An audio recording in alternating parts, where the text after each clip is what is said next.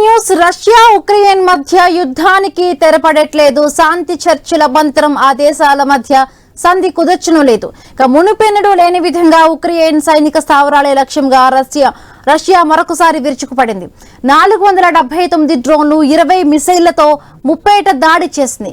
మధ్య పశ్చిమ ఉక్రెయిన్లో ప్రదేశాలను లక్ష్యంగా చేసుకుని దాడి చేసినట్టు కీవ్ వాయుసేన ధృవీకరించింది.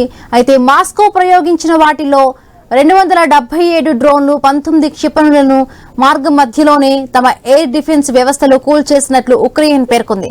ఇప్పటి వరకు రష్యా దాడుల్లో 12,000 మంది ఉక్రెయిన్ వాసులు ప్రాణాలు కోల్పోయినట్లుగా యుఎన్ఓ గణాంకాలు వెల్లడిస్తూ ఉన్నాయి. మరొకవైపు రష్యా మాత్రం తాము కేవలం సైనిక స్థావరాల్ని లక్ష్యంగా చేసుకుంటున్నట్లు చెబుతోంది.